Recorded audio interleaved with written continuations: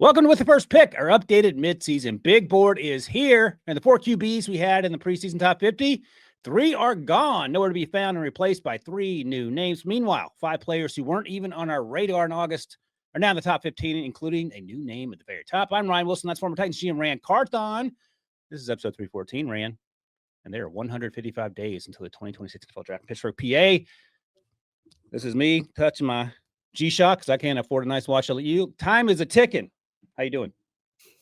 Oh, you got to throw my watch. I got an Apple Watch on just for reference, since you say you can't afford a nice watch. Day-to-day watch. Like you said, these days we're getting our roll on. It is getting fast and furious down the stretch. The All-Star games are not far off. There's still 6 or 7 weeks left in the college football season. So we got a lot to get to, but today we're talking to this updated halfway point-ish big board. The original one's from August. So which August top 10 prospect dropped 24 spots? I'm going to tell you, Rand.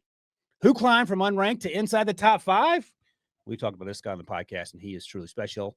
And who is now challenging for the number 1 overall spot? We got 2 names for you. We'll give you all that and more. But if you want to take a guess in the old comments, as you sit here watching us and you want to kill some time, go ahead and do that. We'll compare notes after the show. And Rand, this is the promise I will make to the viewers. If they leave a comment, I will select one at random to give them a free subscription to With the First Pick. So look at you being generous. Happy Thanksgiving. Merry Christmas. You get what you pay for. Yeah, applause for Ryan Wilson. Yeah. I'm going to give it a lot of free subscriptions to With the First Pick. All right, let's get into the biggest movers, the surprise followers, and the guys who have forced their way into the first round conversation. So 4 players rose double-digit spots from August till now. 28 names. And I want to ask you about this, Rand, in terms of being in the league.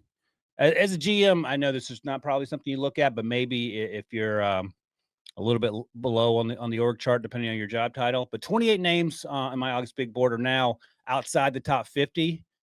Do you see that sort of movement if you're sort of sniffing around prospects before the season starts, and then you have a check-in meeting maybe around November, December? Do you see a lot of movement like that, or is that just poor planning and version 1.0 by me?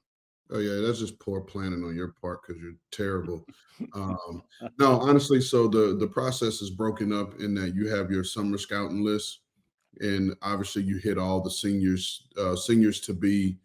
You hit rising and high production juniors. So some of the names that are that you have on your list that have made big bumps from the scouting perspective, you'll have those guys covered because they're typically, high production, redshirt sophomores or juniors, if you will. And it's just better, surround you. So you'll have an idea. But there's one guy I know we'll get to fairly quick who I know who you're talking about. I don't think most people had him on their boards this summer just because the production wasn't there. Right. It had nothing to do with a lack of ability. The production wasn't there. It just wasn't a lot of snaps for him. But man, oh boy, this dude he's a guy. And I feel like, you can tell me if I'm wrong, but just maybe I'm reacting in the moment. I feel like you don't see a lot of that happening year in and year out with players that make meteoric rises to the degree that this young man has. No, especially in today's game, because I was watching a couple guys last night who we tout as, top 50 guys, and that's pretty, it's a pretty good consensus. And then I'm like, okay, well, what's up with this rotation? Why is this player in and out of the game? Yeah. But some universities now, hey, for the sake of keeping these kids, they'll just rotate them. I don't know if you remember, but it was back in the day. What was it? Ohio State. They had Denzel Ward, Garyon Conley, and Marshawn Lattimore all there together. And I remember Marshawn was more so in a rotation with Garyon Conley. And I remember watching Marshawn, and I'm like, this dude is legit. Like, he's a number 1 corner. Like, why is he the one rotating? Right. But again, that was a part of keeping all those guys happy. Now, to Ohio State's credit, all 3 went first round. Denzel was a top 5 pick. Marshawn, he would have gone higher had it not been for the hamstring injuries that he had at Ohio State. But it's those type of things that come into play when we're watching these kids that just sometimes there's just not enough reps for. Yeah, and historically, that's sort of been Iowa's MO too. Like the older before NIL and stuff, like the senior's going to play. Lucas Van Ness didn't start one single game at Iowa ever. He came out early, but that was the conversation about that. So a little more old school than perhaps what we're used to now. By the way, so the biggest movements at edge rusher, cornerback, offensive tackle, wide receiver, and of course quarterback. And this wasn't surprising. Clemson defensive lineman Peter Woods was number 1 on my big board in August. He's now number 3. What is surprising is the young man that we're going to talk about that replaced him, and we'll get to that. We've talked a lot about him. Let us know in the comments if you know who we're talking about in terms of this rising superstar. All right, let's get to the biggest fallers and risers from my August big board. They stayed in the top 50, but they slipped a little bit, Ran. At the top for me, the name I wanted to get to first, Caden Proctor. Great job with the graphics there, producer Stryker. He went down 8 spots. He could have gone down more based on just the inconsistency, but the physical specimen, and you've talked before, of his ability to control his weight, he's a top 10 guy. And we know he's athletic because they use him in the pass game. And I don't mean as a blocker in space. I mean as a receiver. They use him in the run game. He plays fullback. And, of course, he plays left tackle. So I had him dropping a little bit. We can get to TJ Parker as well, who was a top 10 pick for me, but the production has not been there in terms of consistency. R. Mason Thomas is a really good, one of the best defensive players on a really good Oklahoma defense. He's only dropped 14 spots because of the size concerns and how they translate to the next level, and we can talk about what that looks like. And then Mateo Uiagalelei, built in the lab, the production isn't there. And, I think a good comparison for me in this draft class to Mateo is Keldrick Falk, also incredibly young, scratching 20 years old, similar size. Keldrick's a little bigger. Keldrick continues to make steps in the right direction in terms of what you want to see. Mateo, I haven't yet seen it. Doesn't mean I won't, but I mean, if you're drafting a guy top 15, I think you have to see something on the college tape. The other thing, and I'll get your thoughts on this, and you can get to it as you see fit. Tuli Tuipulotu was second round pick, 54th overall. He was raw coming out. I saw a lot more from him at USC than I've seen from Mateo. So if we're having a first-round conversation, I want to know why Tuli wasn't a first-round pick. All right, the floor is yours, sir. Those are my players who are still in the top 50, but moonwalked a little bit backwards on the list downward. No, I'm in 100 agreement with you on Caden Proctor. I think talent-wise, he belongs in that top 5, top 10 category in terms of ranks of players.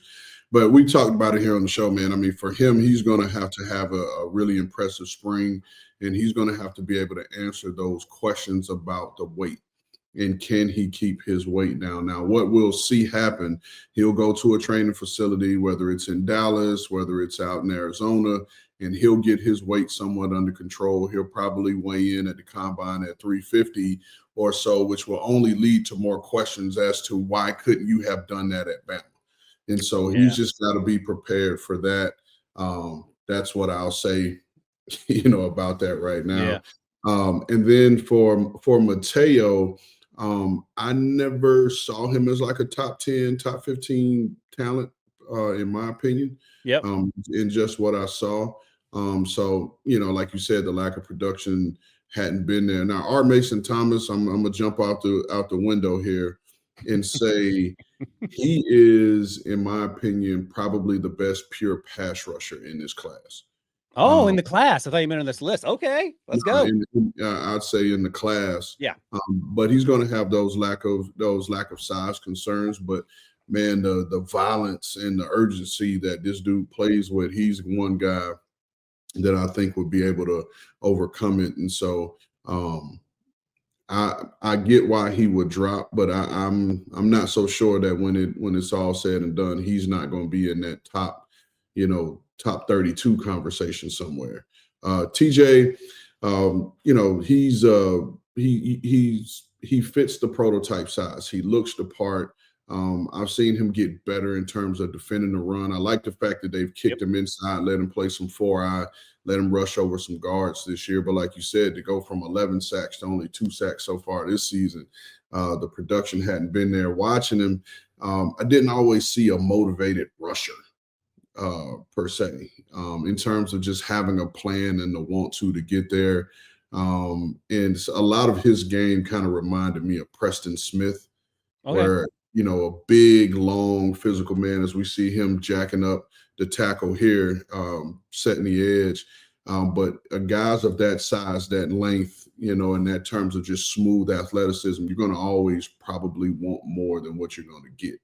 And Yeah, he that's a was a good point. guy that, in this year's edge class coming into it for the summer, he was my number one edge guy. But it was always an asterisk there because it was like this. I don't love this class right now. And there'll be some guys that we'll talk here later that everyone else is higher on than I'm higher on, which, Yeah. if I'm wrong, I'm wrong. I'll admit that and we'll keep it pushing. But I'll be interested to our viewers and our listeners in the comments to hear their thoughts on TJ Parker in particular. Like, guys, let us know what you've seen out of him this year, and if we're off, on what I've seen. Yeah. Now, the other part too, I want to throw in for some of these guys, especially these guys that know they want to be early entry guys. A lot of times you'll see a dip in their play because they're preserving themselves, Right. knowing that, hey, I'm coming out no matter what. I'm preserving myself. Let me make sure I get to the end of the season and they'll trust that people have gone back and seen the previous year's tape and know where they can be when they're at their best. Yeah, and we talk a lot about recency bias in the draft, day-to-day life as well. You don't play football. Last football game sometimes is in December, maybe January in college, and then you got all the way to April to convince teams what you want to convince them of based on the non-football stuff, whether it's interviews or the sort of shorts and t-shirt workout part of the pre-draft process. The thing with TJ, you talked about, he's built exactly how you want an edge rusher to be built in the NFL. I just question this season. Last season was better. His consistent bend around the edge and ability to consistently win in one-on-ones. And like you just said, you look like that. You should, if you feel like unfairly to the young man that they should be winning every rep, and that's not going to be the case. But there's a little bit left on the bone for me. So we'll see. We got time to figure it out. But I am curious what people think who are watching and listening to this. The other thing that I'll mention, and I think you touched on it, we overthought Nick Bonito out of Oklahoma. He probably should have been a first-round pick because he was quotation marks undersized. R. Mason Thomas. I'll be the first to say, because we were in San Fran, we were in position to take Nick Bonito. Yeah. And I, for one, I like Nick Bonito. Obviously, he's a South Florida kid, went to St. Thomas Aquinas. You saw the speed, the dip, the bend, and all of that. I thought the lack of size would show. And then just where we were as an organization at a time, we had D Ford, who we use kind of in a designated pass rush type of role. And I felt like we needed more 3-down type of guy. Yeah. We couldn't afford, in my mind, and I was clearly wrong, that we couldn't afford to have another DPR out there when you already had, Nick Bosa, and then you bring D Ford in, and you had Eric Armstead playing inside. It was like, okay, we take a guy high in the second round as a DPR, like, where is he going to fit in terms of that rotation? And boy, I was wrong. The other thing, it felt like that time, you can tell me if I'm wrong, just on the outside looking in, talking about the 49ers, like Drake Jackson was one of the guys you took. And yeah, it felt like that was that draft. We took Drake Jackson over Nick Bonito. And I remember talking to a West Coast scout, not with the 49ers, before that draft, saying, I don't get Drake Jackson. He said NFL teams like to get off the bus ability of Drake Jackson, and someone's going to fall in love with him. He was 265 or whatever he was. And it felt like the edge rushers in San Francisco at the time were closer to that profile than being 6'2", 248 or whatever Nick Bonito happened to be. Is that right? Because D Ford was he was probably 255-ish, I think. But it felt like he was a little smaller than that. Okay. He was at biggest probably 245. Okay, so you were okay with that size. All right, I just made that up. But the thing was, with, like you said, with Drake Jackson, we had questions, and we had questions that needed to be answered. Just in terms of, because I think during the year at SC, I believe Drake Jackson, his weight was probably in the high 270s. Oh, even bigger. Okay. And then at his pro day, because I was at his pro day, he was in the mid 260s, mid to low 260s, if my memory serves me right. But man, this guy was uber athletic. He was long. He could do everything. But I think his shortcomings so far in his career have had nothing to do with the physical, but more the mental, and not mental in terms of being able to learn, but the mental fortitude and want to. Yeah. To be great. And he's dealt with some injuries And he's had the injuries as well, for as sure. well. And even to Nick Bonito, he's really splashed these last 2 years. His career got off to a slow start as well. But man, you talk about being able to play in Vance Joseph's defense and they turn him loose. Like I'm happy for that kid. And before we move on, shout out to Jonathan Cooper, plays another end to him, a 7th-round pick at Ohio State.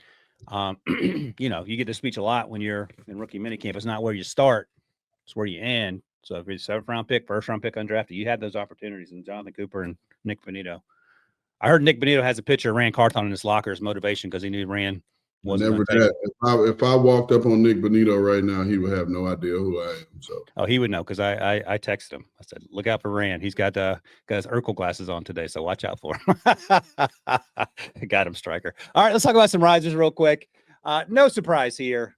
Our guy, Frank Mendoza. I don't know if he goes by Frank, but I feel like we should give him a nickname. Fernando Mendoza, Indiana by Cal. It is interesting that we're at the point in the process where people are looking to poke holes in Mendoza's game. I guess we can have that conversation at some point. I don't know if I want to have it right now. Mansour Delane, we've been talking about him since the very first game of the season, that Clemson game where he burst into the scene to transfer from Virginia Tech now to LSU. Our guy, Arvell Reese, that's the big reveal there. No shocker there, Ohio State. He was not in the picture, top 50, top 100 over the summer. Sonny Styles is someone we were interested in making that next step as Ohio State linebacker. We'll get to him at some point as well. Casey Concepcion, he is making his way. He's moving on up to the east side here. He has been fun, and he is leapfrog for me, Mekhi Lemon. They do a lot of things similarly. I think Casey's a little faster. A young man that I love watching, and I wonder what he would look like if he were playing at a Power 4 school because he is dominating at Toledo. Emmanuel McNeil Warren, they continue to churn out ballers. Quinyon Mitchell, of course, the defensive tackle whose name I've now forgotten, that got drafted on day 2 last year. And then finally, Keem Mesidor, who was older than me and Rand combined. But I tell you what, he is, as a 24-year-old, he is taking advantage of 18 to 22-year-olds along the offensive line. Yeah, he has gotten better each and every year. You know what's funny, Rand? I went back and checked my notes. The first time I wrote some notes on him was 2022. So he's been coming back and coming back and coming back. But he's got to come out this year, so he doesn't have a choice. But he is now 47th on my list. Let's start with Akeem, because I want to ask you, as someone who's going to be 25 in April, how does that affect his draft stock? Is top 52 rich, even though he's playing at a pretty high level? I just think just for what he's going to have to be in the league, I think top 50 is a bit high for me. Okay. And trust me, I'm a super big fan of him because I think he could be that interior DPR because he is a terror rushing inside. And I love him in that spot. It's just where's the value for a guy who's going to excel in rushing inside. Now, for me, I think he'll be able to set the edge on 1st and 2nd down. I think he'll be solid from that standpoint. He's not going to be an ass kicker, so to speak, and a guy that you want to run away from. But man, you put him inside and he's rushing over those guards. Like he's going to be a problem in there, I think. And so for me, that value of top 50 is a bit rich. I would say probably more early day 3, okay, in that 4th round range where you start to get those quality backup guys that they have those specialized roles. Moving on through the list, we talked about Arvell Reese. This is the guy that we were talking about that we were alluding to. Big time player, just fun, just as you're even watching cross tape. In terms of watching someone against Ohio State. What game was it? Damn it, I didn't write it down. But I was watching someone against Ohio State here last night, and there was a drive where he made every play on that drive. And I was like, this is it. And so to me, it's going to be interesting. I think he's going to end up going in that. He's going to go very, very early, probably a little earlier than people realize at this point, depending on, who keeps the pick, who trades out of a pick. But I'll be interested to see where someone plays him because I think to maximize his ability, he's a lot like Abdul Carter and Michael Parsons in the terms of the role, right? Because both of those guys were off-ball linebackers. Penn State, sorry, striker. They moved, Michael Parsons around some. I remember watching his tape, and I was actually reading my report on him this past summer in terms of me not loving him as an off-ball linebacker because I didn't think he saw the triangle well enough. But he was so fast, so explosive that he could overcome it. And then I remember just seeing snaps of him playing with his hand in the dirt and making a note to myself, probably the best thing he does is rush and making that note. But then you go and you look at Abdul Carter, 2 years of playing off the ball, kind of the same thing. Didn't love him as an off-ball linebacker. I didn't think he made special plays, so to speak, as the way we were talking about him being a top 5 pick as an off-ball linebacker. And then you move him down on the edge and boom, he becomes a real guy now. Again, of the three, I think Arvell Reese is a much better off-ball linebacker. No, I think so. Those other two. But then I think if I'm ranking all three of them rushing, he would be the third rusher. I think so. And he's a different body type too. Yeah. And so for me, I'll be interested to see who picks him and then what role are you going to play him in? Like, are you going to play him at off the ball and then create some stuff for him to rush over guards, move him where he can now kind of come on the edge and rush off the edge? Like, so what's the role going to be?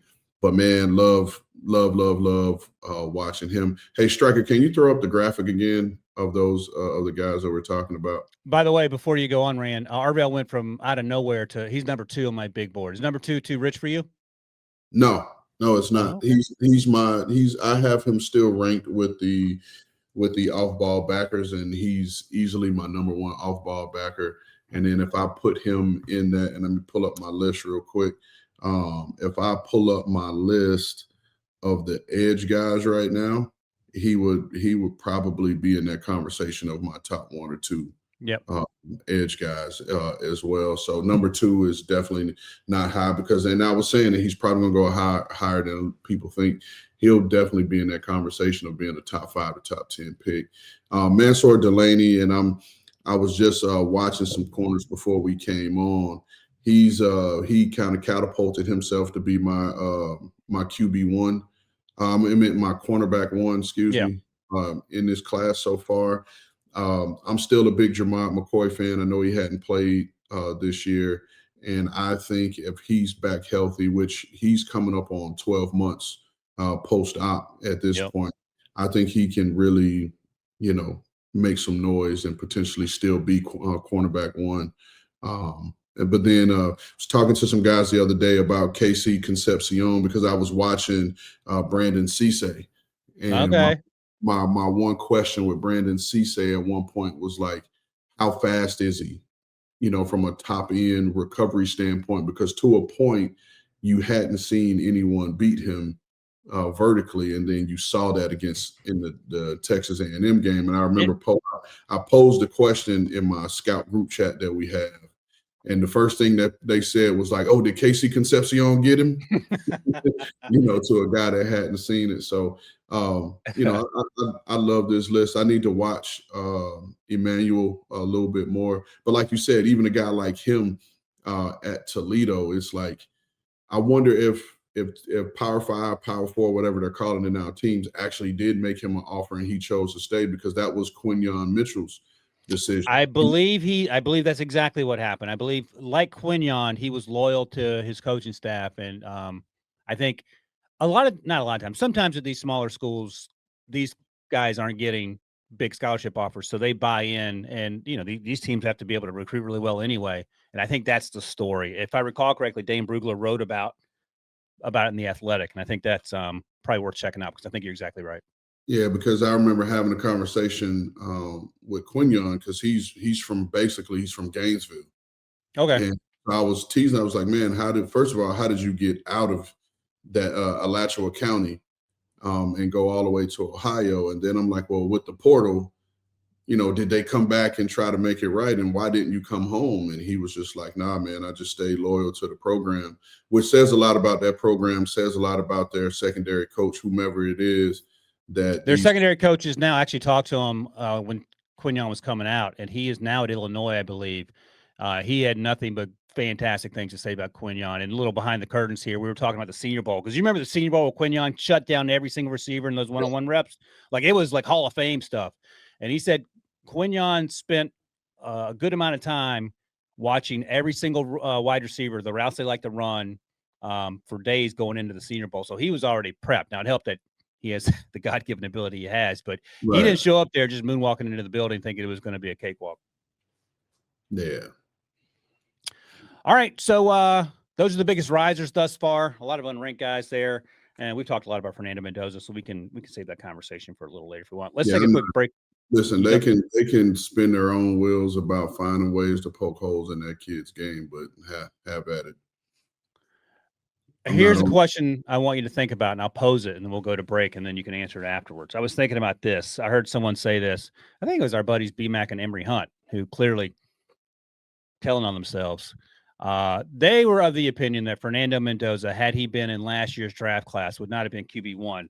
Save your thoughts until after the break, Rand, and you tell me what the draft class would look like last year had Fernando Mendoza been eligible. We'll talk about that right after this break. Only CBS Sports can bring you big time during the heart of Saturday afternoons. It's big time. It's big time. It's big time. It's big time. On CBS and streaming on Paramount Plus. All right, Rand.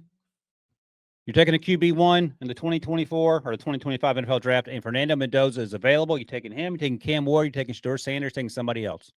No, I don't think I agree from the standpoint that he would not have been QB1. I think that was Cam Ward all the way through. And I think whether that was the Titans picking, whether that was the Giants picking, whether that was Cleveland Browns picking, I think any of those teams would have taken Cam Ward as QB1. I think there is a world where he would have been in the conversation for QB2 with competing with Jackson Dart. Mm-hmm. I truly believe that, but I think in that process and what Brian Daboll at the time and Joe Shane wanted, I think that still would have been Jackson Dart, and then I think Mendoza would have been QB3. I think he would have gone higher than Tyler Shuck because I think just the nature in which he plays the game and how he plays the game is pretty much fits what Kellen Moore would have wanted.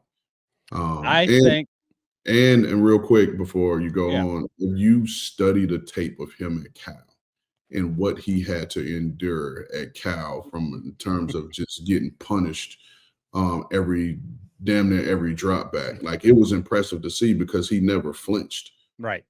He never flinched. And so this kid is going to be fine, man. He's going to be a pro's pro. I loved your comp with Jared Goff, which I've seen other people make the comp now.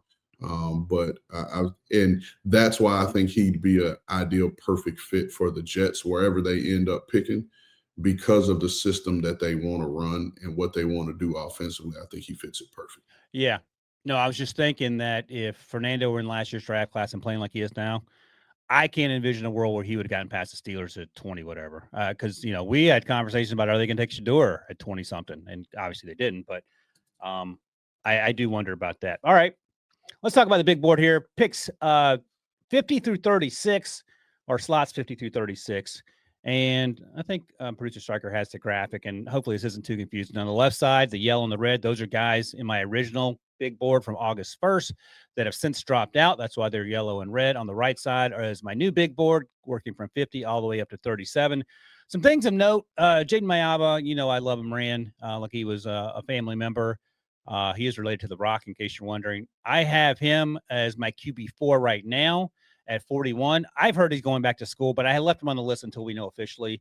And I would pose to you, do you think he's QB1? And then some rocket ship guys who continue to shoot up the boards in the right direction. Cornerback out of Indiana, D'Angelo Pons, who is Chandler Rivers undersized. We talked about Chandler over the summer. He's a little bit taller than Chandler. Plays mostly outside. He's going to probably have to kick inside to the next level, but he plays cornerback like Nick Bonita plays edge rusher. He doesn't know that he's undersized. Jamel Johnson, the safety at TCU, and then Omar Cooper Jr., who had the insane catch. Was that the Penn State game, Striker, 2 weeks ago in the back of the end zone when they won that game on that final drive by Frank Mendoza in Indiana down the stretch. So those are some names that were on my radar. What are your thoughts, Rand, about picks 50 or names 50 through 36 here on the big board update? Yeah, I mean, let me go back to my list again, looking at these guys, these QBs. I don't even have Mayava on here because I haven't officially written my report on him. But just looking at this list, there's an argument for him at 4 or 5 for me with Nussmeier at Oh, at 4 or 5. I mean, obviously he's bigger. I think he has a stronger arm, but yeah. I'm not going to discount what I've seen out of Nussmeier over the last 2 seasons either. And so I got to finish and give Jaden some more games, give him a bowl game to kind of finish out. But if I were him, here's where the trick for me, if I'm him, whether I will come out or not, is because at 2 and 3 on the list is Dante Moore and Ty Simpson. What are they going to do? Yep. Are they going to return? And then you also have the conversation, is Lenore Sellers going to return? We all know that the quarterback who shall forever remain nameless until the time comes is going to return. Yeah. And then you throw in the Texas A&M quarterback. Oh, right. Marcel Reed. Yeah, what's going to happen there? So he could potentially go back to a crowded quarterback class versus if all these guys that we mentioned came out, then he's going to be well positioned to potentially be QB2 if Dante Moore goes back, if Ty Simpson goes back, and then the conversation will become, is it Jaden or is it Nussmeier that's going to be QB2, QB3 type conversation. So if I were him, those would be the things that I'd be weighing at this point. But then just looking at the list here, we talked about Akeem Mesidor already. The one for me, man, that I was like really high on coming into the year, was super excited to see, but I'm still like, is my man Kenyon Sadiq. Yeah, And I get it. I see the ability in his body, and I see what can be. But at some point, you have to produce and show. And then there were even times where he got the ball and he didn't run as physical or as tough or as aggressive as he did the year before. Which makes me like wonder, and I've seen this point brought up, and it kind of like made me sit back and think about it. Just in terms of last year, what we saw, the potential and all the potential we saw, he was QB. I mean, why the hell do I keep saying QB? He was tight end 2 Right. on his team, right? So he had something to chase. Yeah. And now he is the guy, probably with an understanding that whomever is behind him, it's not a threat. And so it'll be one for me where I'd have to tap into my sources at Oregon and kind of learn a little bit more about him as a dude. So that was one where I'm kind of just like, And then the same thing with Isaiah World. I wasn't as high on Isaiah World as everyone else. I know the size, the athleticism, but I just saw a very raw product before he transferred there, and there's still been some up and down and some inconsistency there, as you could see by him dropping 18 spots, in your on your top 50 list.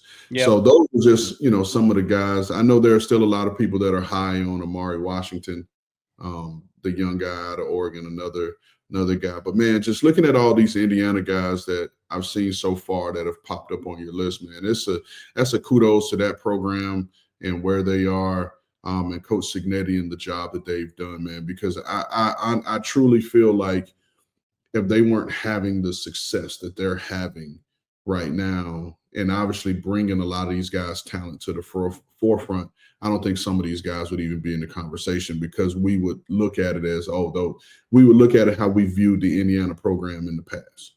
Yeah, no, that's fair. If that makes sense. And then just going over to some of the guys from the summer list, I'll say for me, Jalen Kilgore, in watching some of the other guys, he's flashed playing that nickel spot, which you can kind of see it. I'm thinking about Quentin Lake and how the Rams use Quentin Lake in terms of being a safety, but playing that nickel spot. He's smart, just being able to help get guys aligned.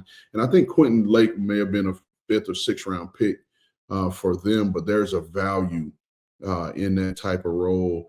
And then my man Parker Brailsford, the undersized center at Bama, he's just going to always have to deal with his lack of size, and he's just going to have to be in an outside zone type scheme. But and let me say quickly, Rand, that this is no knock on Parker. Parker's a really good player, but when you're 290-ish, you're right. You got to answer those questions if you're going to take a high round pick on a guy. Yeah, and again, just the tight end class, I was really high on Max Clare. I really like Max Clare over the summer. I just think this tight end class as a whole just leaves more to be desired from that. It's wide open. Yep. Especially after the guys that we saw in last year's class, 2 picks in the top 15 or whatever it was. And both of those guys are playing to the level in which they were picked. I just don't see that out of this year's class. And then just, again, looking through this list, just one name that just stood out to me, Nick Anderson. It's unfortunate that he was hurt yet again. I didn't buy it coming out of the summer. It just didn't really do anything for me in transferring over to LSU. You would have liked to have seen him produce at a higher level, but he just never found his way. Even though he was out there on the field, he just never found his way in terms of having a connection with Garrett Nussmeier.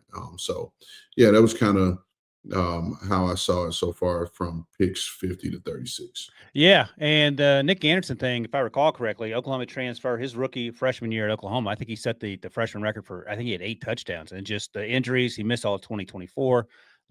This year just hasn't, as you know, to come together. So, yeah, that's where we are. I had Jonah Coleman, the running back out of Washington, who we talked about a few weeks ago on the show at 43. I think that's too high for you based on your comments at the time. So we'll see how that shakes itself out. And, yeah, it's a lot of movement. It's perhaps not surprising, but interesting. All right. One last thing I'll mention, Princewell Umanmielen, whose brother Princely plays at Carolina. He was at Ole Miss. Princewell transferred to Ole Miss as well. He's at 51. I'll just give you a little sneak peek because I watched him the other day, and he is still getting after it. He is juiced up. He may come back, but he did not miss the cut by much. Clev Lubin out of Louisville was my 50th player. Different type players, but they were close when I had to put the list together. All right.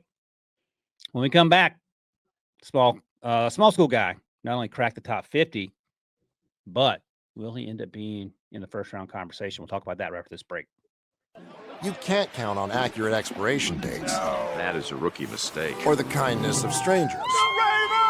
But thanks to CBS Sports, you can always count on Sundays with the NFL on CBS and Paramount+.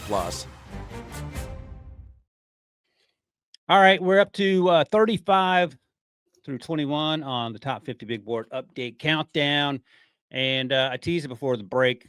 I was talking, of course, about Emmanuel McNeil-Warren out of Toledo. Randy, you're going to go back and watch him. I want to hear what you think about his potential to sneak into the first round when you get some eyeballs on him. He's my safety 2 right now, and it's not even really that close. We know who Caleb Downs is. He's going to be safety 1. Some other movers and shakers.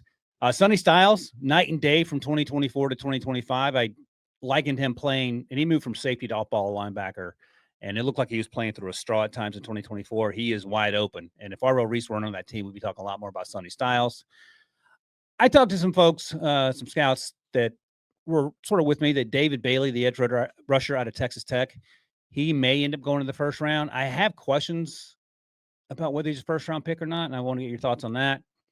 Mekhi Lemon, Casey Concepcion, and Jordan Tyson, who is not my wide receiver 1, are all in this tier. And we've talked about Casey. I love him. Another rocket ship guy is Carter Smith, the offensive tackle. Another Indiana guy who is as solid and as trustworthy, if I can use that word, as you could want an offensive lineman. He's always doing the right thing. And then one of the guys that's fallen that we've talked about previously, TJ Parker. What are your thoughts on the list here, 35 through 21? Well, I'm gonna start with our summer scouting list, and I think had Connor Lew not torn his ACL, I think he's more in the conversation. Yeah, top 50. Yep. Because pretty certain he's going back at this point. And then the one guy that I've moved up, down, around, left, right on my list is Harold Perkins Jr. And for me, I'm just wondering what position. Yeah. Where is he going to be valued in terms of the scheme? Am I overthinking it? Because how far back can he go? And see, that's why I think he's going to have to stay at backer. Okay. and play a specialized type role. I can remember being at, and I'm not comparing him to this guy at all, but I remember being at the Rams when we traded for Mark Barron. And Okay. Mark Barron was a top 5 for sure, top 10 pick when he came out as a safety, and then we moved him down to the box and played linebacker. And I remember when we first traded for him, we were really deep still at safety. We had T.J. McDonald, we had Rodney McLeod. Both of those young guys were playing really well, and then we moved Mark Barron to backer, but we were even stacked at backer at the time. We had Alec Ogletree, we had James Laurinaitis. And so what we did was we created a role for Mark Barron in sub packages where we just stood him on the edge and just blitzed him, just brought him at the quarterback. And until we could have more time to develop him as a full linebacker. And obviously Mark Barron went on to have a productive career, both at the Rams and then in Pittsburgh, I think he went to after the Rams. And so for me, Harold Perkins, I'm just wondering what the role is going to be. And I think he'll work his way somewhere in the day 2 conversation, definitely no later than early day 3, but I think it's going to be what his role is going to be.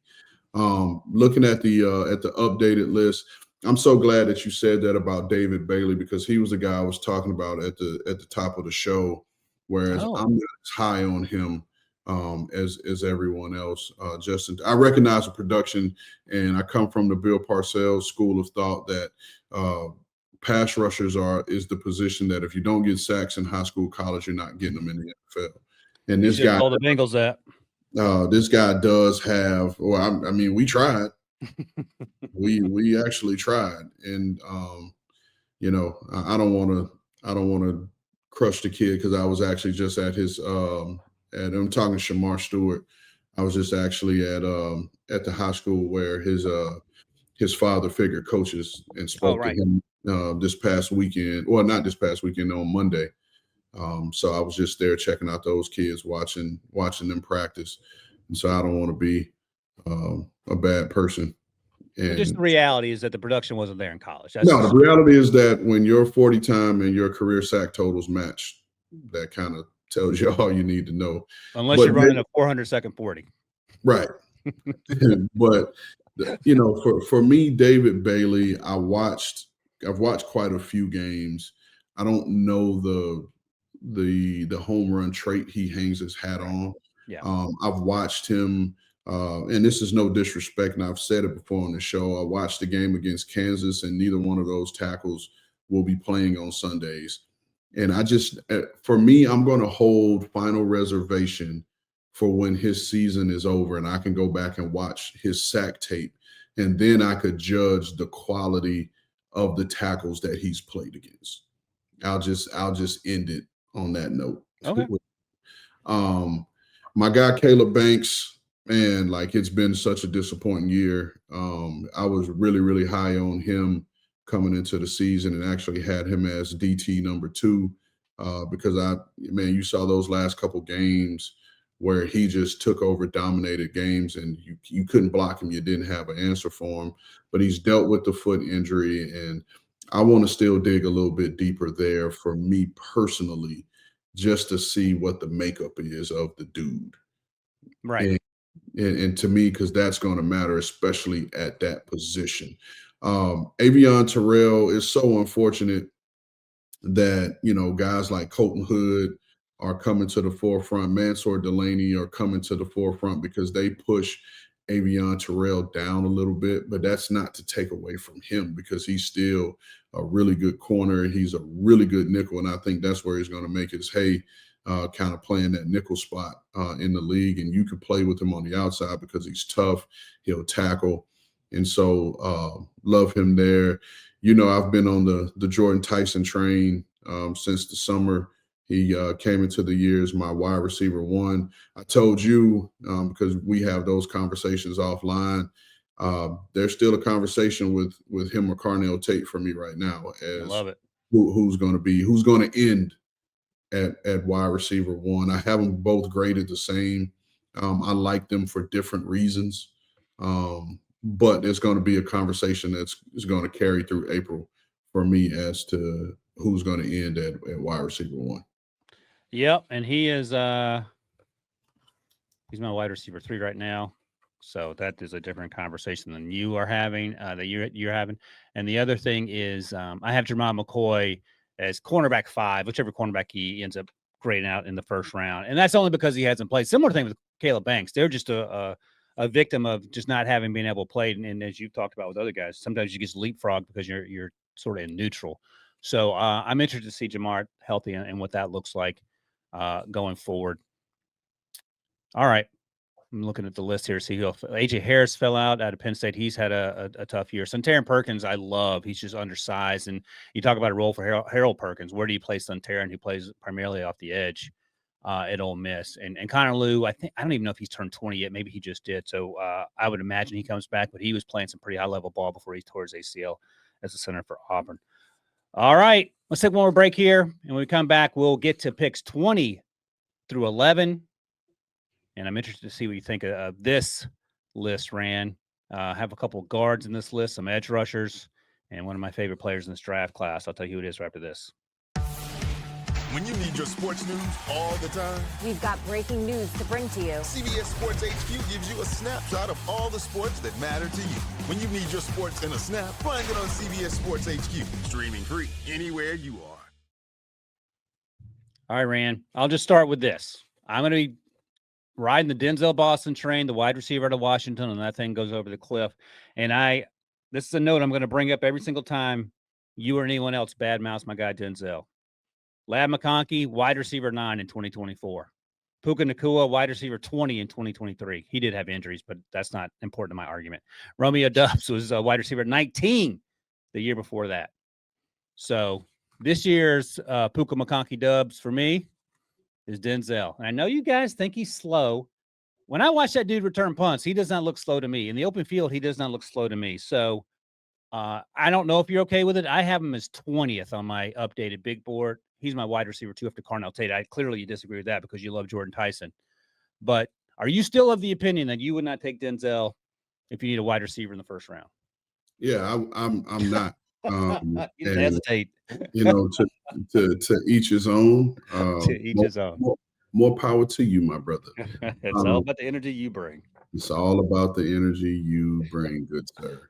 For me, I'll start with this. And I have it in my notes too, where you question guys' speed and you say, hey, you see their speed with the ball in the hands. Well, the prerequisite of your job is getting the ball, getting open to get the ball. And if I have to constantly scheme up ways for you to get open, for me to get the ball in your hands, to see that speed, that's an issue. Okay. That's an issue for me. Going now, this is where the argument comes in, right? For me and you, in these picks 20 through 11, and Quincy Rhodes, I'm just not as high on. I love him. I love him. Just in the conversation of edge rushers, and he's at Arkansas, by the way, if you're listening. He's number 97 at the University of Arkansas, and I'm pulling up my edge list, and I have him pretty far down on my edge list because some of the names that we've already talked about are Mason Thomas, T.J. Parker, David Bailey, a name that you have over on the other side, Tyreek Sapp. I think all those guys are better edge rushers than Quincy. And just for argument's sake, let me pull up my actual report that I wrote so I can go through. And while you look that up, Quincy is unofficially 6'6", 275. So we'll see what he is when we get to the All-Star game part of the process. But he's not little. Yeah, no, he looks the part, and I just saw him as a rotational edge defender. He did kick inside and play some inside rusher on sub downs, but for me, and this is where you got to get used to hearing me talk about it. I just think he lacks instincts. Oh, interesting. Okay. And feel like, again, he's twitched up, but he's laid off the ball. And I think his instincts slow him up. I think his instincts and the lack of block scheme recognition slows him up in the run game in terms of seeing the pullers and reacting to him, knowing when to spill, when to set the edge. and then there are far too many times. And I think he's still pretty young too, if I'm not mistaken. But He's there were not even times, 21 yet. yeah. So there were times where I saw him playing narrow and on his toes, which negates any of his ability to get power. Now, for the games that I watched, which was Notre Dame, Texas A&M, and LSU, I thought the LSU game was the best game that he played in my view. I said I can recognize the ability in his body, but I don't see a day 1 pick or early day 2 pick. All right, let me ask you this: Mateo Uiagalelei or Quincy Rhodes Jr. because they're similar sized.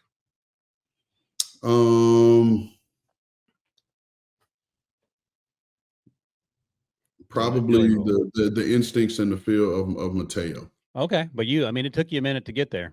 Yeah, but for me too, because I'm thinking about the athleticism and the movement skills. This game is going to always come down to being able to have instincts and feel. So I thought again, Notre Dame, Texas A&M. I thought both of those games were very average for him, and then the LSU game was a good game to watch. One guy that I've been particularly hard on that's on the list here is it's my bad. Is CJ Allen. Because what? Oh, I was about to ask you about CJ. Go ahead. No, because I mean I think CJ he's a thumper. I think he's a first and second down player that will line you up and just knock you out. He's heavy on contact. But for me, and the reason why I'm having a little bit of struggle with him, particularly this high, is he's a first and second down linebacker that in coverage they just green dog him. And by what I mean for our viewers in green dogging is if the running back stays, then they blitz him instead of having him drop, in the coverage and have feel. And he did make a nice play. I can't remember what game it was where he kind of hinged, dropping to the flat, and then he came and dove and had a nice pass breakup. So I recognize that. But even when you're watching him in the box and he's playing the backer and he's having to read that triangle, which is that center guard to the backfield, he's slow in seeing it, right? Which leads to him like basically not coming downhill to field. He allows the offensive lineman to meet him on his side of the line of scrimmage, and he's playing hot because he has to see through the block to find the ball instead of trusting the keys, reading the keys, and then going to make the play. So, all right, that's just my opinion. Now, listen, he reminds me of a bigger, probably faster, but less instinctive version of Nakobe Dean. Okay, when you watch him play, he looks and feels like all the other Georgia linebackers that have come through. Like he looks and feels like a Georgia linebacker. I'm gonna move on to both of these guards, the Oregon kid and the Penn State kid. I watched those guys in succession just to have from comparison's sake. I like both of them. I think this part is probably a bit high. I would have them a little bit out of this range. Is that just because of the position they play?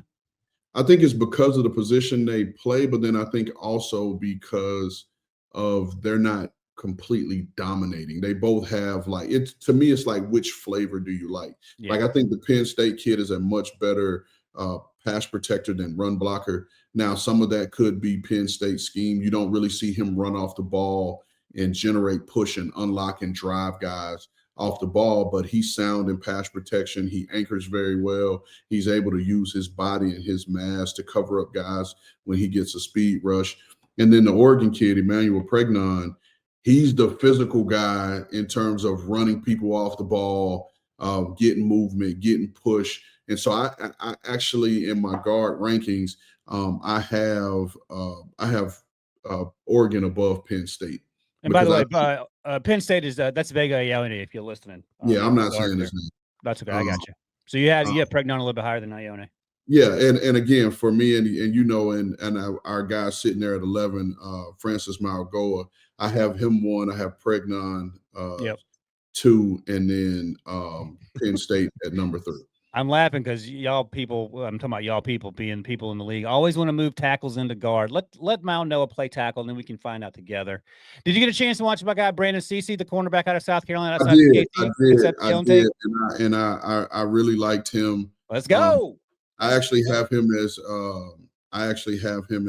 number 3, Okay. quarterback 3 on my list behind Mansour Delaney and McCoy.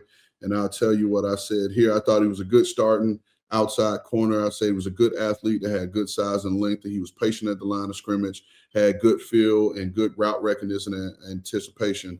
And the big thing for me, I was like, he trusts and relies on his fundamentals and techniques. He just has a full understanding of where his help is, and he plays to that. Now, just like all young cornerbacks, his eyes will get him in trouble. You know, he's covering the guy, he's got him smothered, and then right at the break point, he peeks back at the quarterback and loses his guy. But the one thing too was, even watching him, you just didn't see very many opportunities where they threw the ball in his direction. Right. And so the very little that you did see, you saw him play the ball in the air, and he had no problems there. But again, the last thing I wrote, I said I like the fact too, because some of their rotations take him from corner and play him in the post in the middle of the field at free safety. You see that quite a lot in their defensive scheme. So I appreciated that, because now you have a guy that you can say can potentially transition to free safety if you need him to, if you need some help there. And then he was the guy I was talking about in terms of just being a part of a rotation. My last line was like, I just wish he wasn't part of a rotation. Right. And that's selfish. That's just me being selfish, because I wanted to see him, see him play more. But the games I watched him in was LSU, Oklahoma, Alabama, Ole Miss, and Texas A&M. Yeah, he is my cornerback 1 right now, and I have him 15th on my big board. We'll see if that ends up being too rich, and how that plays out. I think he's better. Go ahead. I'm going to cut you off, and I'll let you go back to him. No, that's fine. Yeah. But I gotta say this, and I know this is going to create the argument. And so for our viewers watching and our fans listening in, please tap into the comments on this one, on the subject of Ruben Bain. And I'm just going to start with, before we have the conversation and the argument on Ruben Bain, I challenge you guys to tap in and go watch the totality of a game and put your earmuffs on about the hype that's coming in, right? So let me start with that. And so for me, and again, even and I'm just me being honest, I'm not as high on Ruben Bain as everyone else. And No, I'll you're say not. particularly from the standpoint of, I don't know what position he's going to play, because you can see his body stature and the structure. He is a strong built individual. But what's going to happen is when he gets measured and his arms are 30, or let's say at his pro day they're 31, because they'll be a little bit longer at pro day. It's not very many guys that are 6'2" or whatever he is that are playing with 31 to 30-inch arms. Let's start there. Then he's going to be 270 pounds, and it's like, all right, he's like a hybrid, because what's going to happen is he'll probably be too small to kick inside full time, so he'll fall into that playing on the edge, first and second down, because he's going to set physical edges, because that's just what he does. But then how are you going to maximize his pass rush? Because right now he hangs his hat on his motor and his effort, and he does have real power in his body. Mm-hmm. But I just want to pump the brakes. Now, for argument's sake, if I'm looking at this edge class, and again, it is not a strong edge class, right? And so Bain has been doing this on my edge list, because right now I have him at number 2, but that's me slow playing R. Mason Thomas, because I feel like he deserves to be a little bit higher on this list, and we'll get to who my top guy is when we roll out the next part of your list. But that's my Ruben Bain take. So I want to challenge our viewers, our listeners to jump into the comments. I wish there was a way that we could all watch them together and have the conversation about it together, because and I want our viewers and our listeners to understand this. And because Ryan set me up last week, got me crushed by the New York media, so now I can't go to the tri-state area. Mm-mm. I'm just gonna throw this out there. Like I don't pay attention to what's being said on TV or what other people's hype is. I watch the actual tape of the game and try to look at it from the standpoint of, well, first of all, I only know how to look at it from the standpoint of a scout. And so for me, I'm not buying into the hype of what the outside people say. I'm understanding the scheme. I'm understanding how people are attacking these players. And so when I give a guy a C plus, that I'm not killing them, right? A C plus is a passing grade, Right. in my book. And that's not saying that the guy stinks or he sucks. Like, not saying that at all. What I'm saying is the guy has ability. The guy is playing well in spots. It just hadn't been consistent, is what, in my mind, a C plus is. And even saying a C plus is erring on the side of this player is going to continue to ascend. That's what I'm saying. So I just want to throw that out there. Yeah, and again, that you're talking about, we did the grades last week for the rookies through the midseason point, and you gave Jackson Dart, 25th overall pick, a C plus. I gave him an A. I think we were getting to the same place, but you're a little tougher grader. What are you going to say? Oh, yeah. No, I was kissing up. The other thing is this, and you're right. Fans, that's short for fanatic, and they do get angry when they feel like you're coming after one of their guys. And Jackson Dart has been incredibly fun to watch. But if we're being honest with ourselves, and you and I have talked about this, you ask yourself, is it sustainable the way that Jackson Dart is playing? The answer is no. He's already had a concussion, missed last week's game. And I don't think it's a stretch to say that Jameis ran that offense the best it's been run in terms of playing on time last week. Now, he had a Jameis interception because that's why Jameis is a backup at this point. But there's certainly a lot of room for growth with Jackson. And, if you don't agree with that, that's fine. You can, that's the world you can choose to live in. But, NFL defensive coordinators are going to live in a different world. And then Jackson's going to have to make some adjustments, and they got to get the coaching thing right. So that's a whole other conversation. But Brandon Cece, back to him real quick, South Carolina. He is my cornerback one right now. We'll see how that plays itself out. The other thing about Ruben Bain Jr., Randy, you've talked about this for weeks, maybe months, and the arm issue, sub 31.5-ish. Cassius Howell, the edge rusher at Texas A&M, who's going bonkers. I was talking to Scott last week. He's going to have sub 31-inch arms as well. So he's gotten some first-round buzz. I okay with this tape. I never thought he was going to be in the first-round conversation before I knew about the arm length thing. But that's going to be something that NFL teams – and when you talk to – I was talking to someone the other day about it, and they go, well, that's a problem, is the response you get, because how many guys in the league are successful week in and week out at that size and arm length? And the answer is, I mean, James Harrison. Like, I don't know who the comp would be. Like, who's the comp for Ruben Bain Jr.? I don't know either. But you saying, Debo Harrison, James Harrison, that might be fair in terms of body structure and stature, but even Debo, he had a trait in which, I mean, obviously the power part and the strength part, but he could edge you, and he had bend. He did. He could dip and bend around that corner and power through. And close. And so, and even him, he was undrafted, whether right or wrong. Yep. And Ruben Bain will get drafted, and Ruben Bain will still get probably drafted in the first round. I just know that there are some, and here's the other thing I will say, and this is, and again, this is to our viewers and our listeners, this is the effect that you guys have on these organizations. There are scouts who I've talked to privately who will probably never, who 100% will never say publicly, and may not even say in their own draft rooms, that they have a second round grade on a player that everyone else covets, right? In the top 10, top 20, whatever the case may be, because of fear of backlash. in them stating their opinion, right? Yeah. And so that's the day and age in which we live in.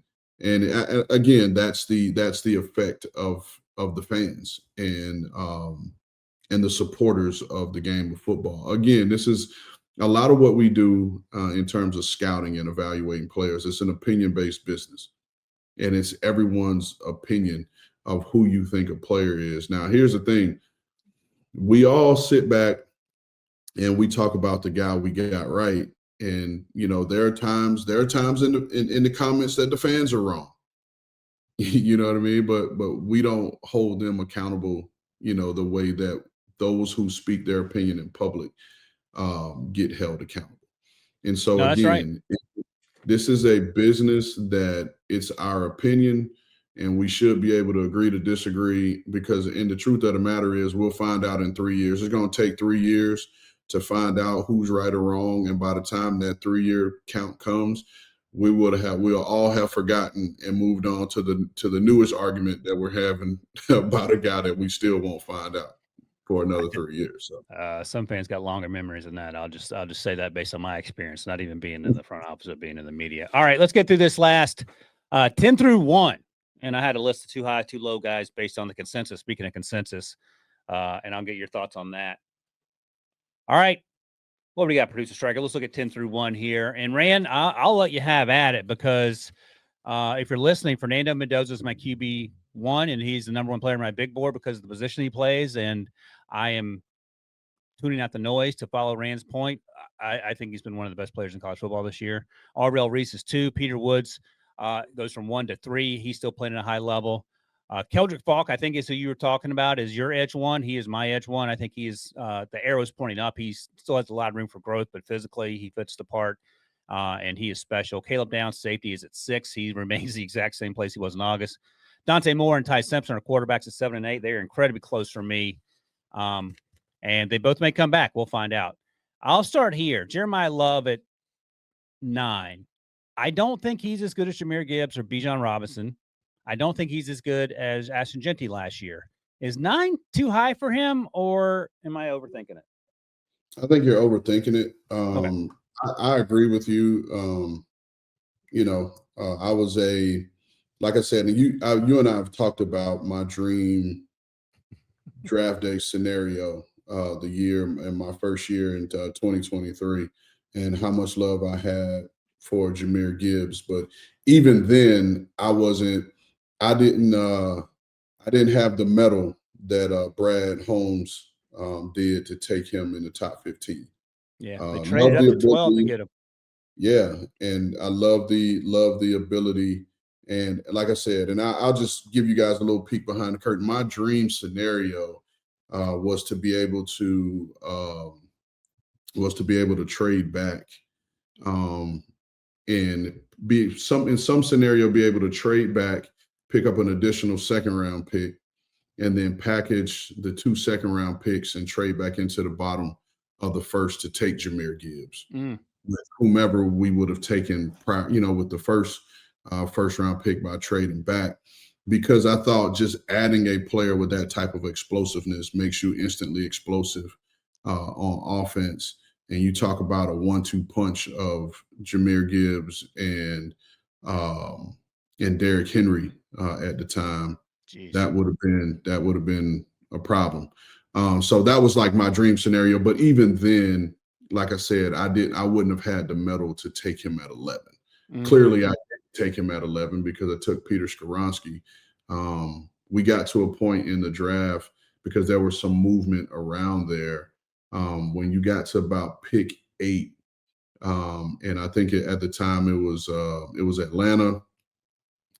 It was Atlanta. It ended up being Chicago. It was Philly, and then it was us. And there were 4 players there, kind of in a clump, in terms of Bijan Robinson, Jalen Carter, Darnell Wright, and Peter Skoronski. Like you didn't have to move up. You were like, if any of those 4 are there for you at 11, you got to consider taking them. And that's how they went off the board in that order. And that's exactly how they And again, it wasn't, and the way I just gave them to you weren't necessarily how we had them ranked, but you got to a point in that draft, in that earlier part of the draft, that if any one of those 4 players were there, you don't hesitate, you take them off the board, because you're getting a plug and play player that's going to play for you for a very long time. So that was kind of how I saw it. But then, like I said, Jeremiah Love, I think this is a good spot for him, because I think of all the positions that we're talking about, probably him and Caleb Downs have the biggest separation between them at 1 and then the next person behind them. So I think that's a sound spot for him. Me personally, and again, this is my bias, because I just see it, and I'm glad others are starting to see it. I would have Caleb Downs in the top 5 for me. I know we're talking 1 or 2 spots on your list, and that's nitpicking. But for me, I would probably have, I would say Peter Woods, Caleb Downs, Arvell Reese, then Mendoza.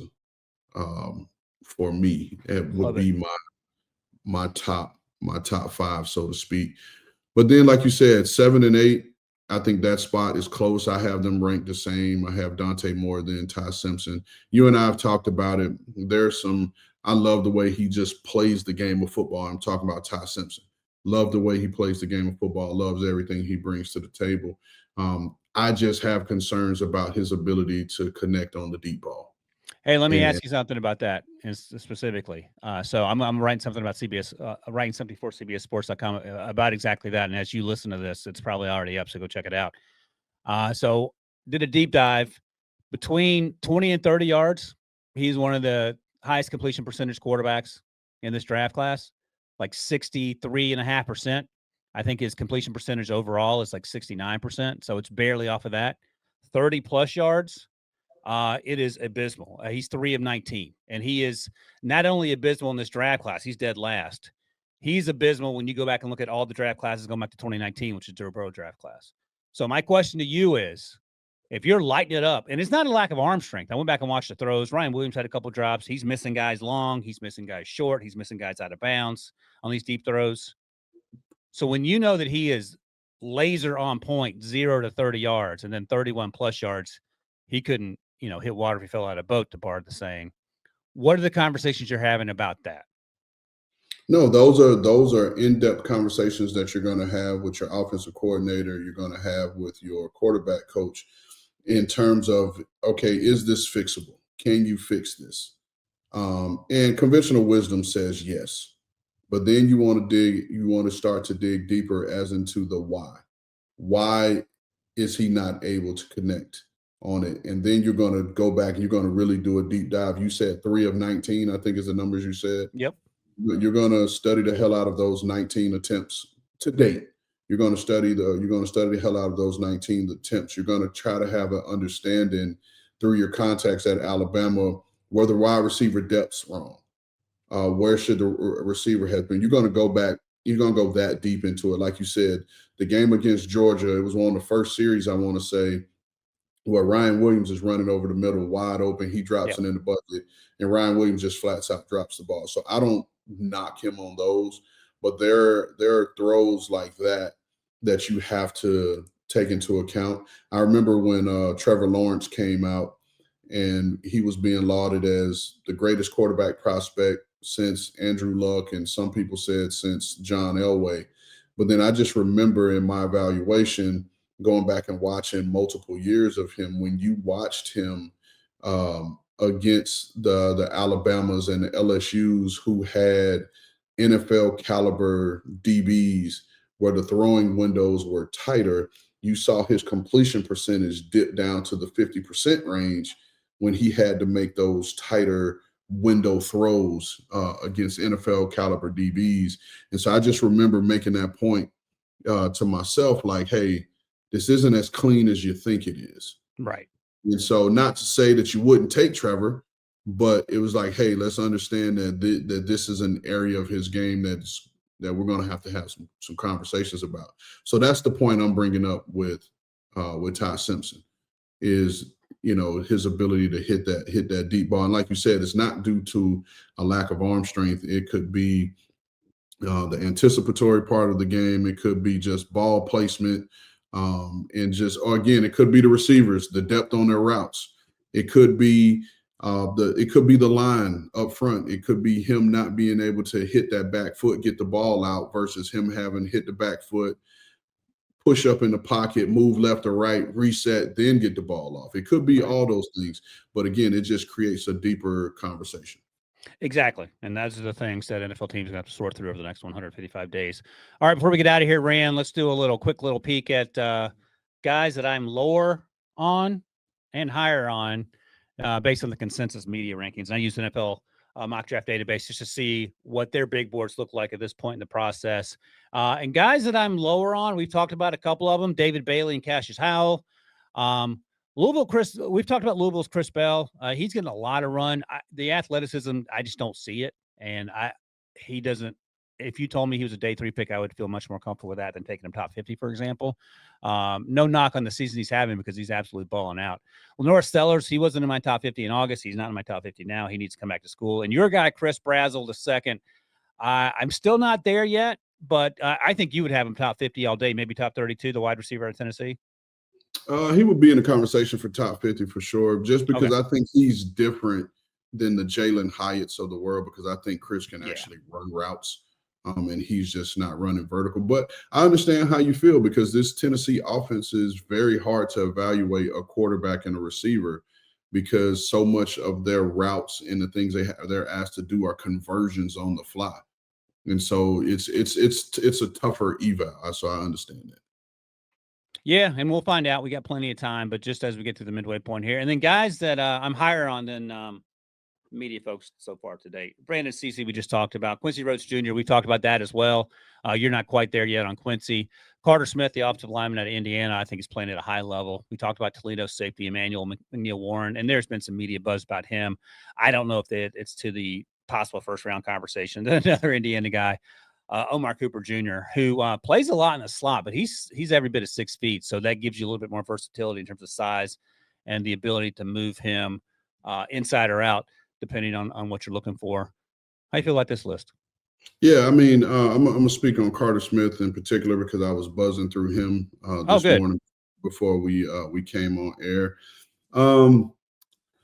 I wouldn't necessarily, I'll say right now, and I'm 1.5 games in on him, I wouldn't necessarily throw him in the top 50 as a tackle. I know you're going to crush me. I was looking at his body structure, and I was like, I'll just question. I just made the note. Is he a guard? I don't know. Do you have that written at the top of every sheet of paper? Is he a guard? And it's already printed on the sheet of paper. I'm going to tell you, though, in all fairness, if you ask most offensive line coaches, they'll tell you, hey, give me tackle bodies. Yeah. Okay. Gotcha. Give me tackle bodies, and the longer, taller guy, because you got to think about it. The way the defenses have changed and the position that they put these guards in now, right? Where you have that 4-eye or that 3 technique, those guys that have the ability to rush on your edge and get upfield. What happens now is you're forcing these bigger body, kind of sometimes slower footed guards to have to take tackle sets, which opens them up. And I'm trying to show you, he opens them up. And now that gives the interior rusher a 2-way go, right? Especially if the center goes backside and you're 1-on-1 and you already have an edge rusher over the tackle. So now that makes the gap even bigger. And so, but if you have a tackle body who's used to being able to take that set and then being able to redirect, and it sometimes has longer arms, you're more inclined to, even if you get beat back across your face, of being able to use your length to at least stay attached and give the quarterback, move to maneuver. Because sometimes in this league, if you look at the construction of offensive line, we always talk about being able to start on the outside and move inside. But the best way to really build your offensive line is the interior, and building that center and those 2 guards, because it's those guys that set the firm pocket that allows the quarterback to step up. Right. Because, and I'm not saying you just throw anything out there at tackle, but if you have those tackles that can at least get on the shoulder pad and the hip of the guy off the edge and just run them upfield, now you give that quarterback room to step up versus if you get quick interior pressure, which if you go back and you watch the Monday night game, Dallas versus Las Vegas Raiders, between Quinnen and Kenny Clark and Odigizua, they were getting quick penetration up the middle, and Geno had nowhere to go. Right. But if you set that firm, you go back and you think about the New Orleans Saints when they had Jonathan Godwin in the middle, they had Carl Nix, they had Jari Evans in the interior, and then they played with Zach Strief at right tackle, and I can't even think right now who the left tackle may have been. Those guys were so big, so massive, and so strong, and were long that Drew Brees at 6 feet was now able to set deep in the pocket and climb the pocket because there was no interior pressure there. Didn't mean to go off on a tangent on offensive lineman play. No, that's okay. Let's see. The Teron Armstead was opposite Zach Strief for 2014 through 2016. Prior to that, it was Jermon Bushrod. Yep. Who was a fourth round pick out of Towson State. And then 1 year, Charles Brown played left guard for a minute in 2013. That team went 11-5 as well. All right. That's it. By the way, before we get out of here, if you're in the comments, let us know which player you think I'm too high on, which one that maybe should have been in the top 50 that didn't make it. And I read all the comments. So, say nice things. If you choose not to, I'll read it too, and I'll say a little prayer for you. That's okay. That's it. That's a wrap on our midseason top 50 big board. A lot has changed since August, and a ton will likely change over the next 155 days. If you haven't yet, hit subscribe. Helps us along here on the old YouTube channel at NFL on CBS. And Striker, can we still? I'm gonna call him out on air. Can we get Ryan? Can we get Ryan his 100,000 subscribers plaque, please? Thank you. Oh yeah. Yeah, get me on that, Striker. I'm trying. Blame Debo. All right. Yeah, we'll blame Debo. Now that he's in the Ivy Tower, as Rick used to call it. All right. Rest up, folks. We'll be off next week for Thanksgiving. So I hope you guys, if you celebrate Thanksgiving, have a good time with your family and friends. But I told you to rest up because after that, we are thankful for you guys and your support, your comments, your thoughts, concerns, comments, critiques. We appreciate it. We appreciate you guys tapping in with us. And again, we look to drive conversation with you guys. So like Ryan said, all the comments will be read and we will take into consideration. And I truly want to figure out a way that we could create something to where we can tap into some of you fans and some of you supporters and figure out how we can have a virtual film session together. So we can make that happen. Hear each other talk about it. Yeah, no, maybe that's something that we have them sign up for, and we can figure out how we can do that. Yeah, no, for sure. That's certainly doable. I mean, the internet is rife with people doing film breakdowns, and not a lot of people are former evaluators with 18+ years experience. A lot of people like me. That's the takeaway. All right, everyone. Hope you have a good Thanksgiving next week. But I said rest up because after that, it's another mock draft time. So I'm excited about this with the updated big board. Some of these guys are going to go in that mock draft that we have yet to talk about in previous mock drafts. But in the meantime, this is with the first pick. Thanks for joining us. We'll see you guys in the next one.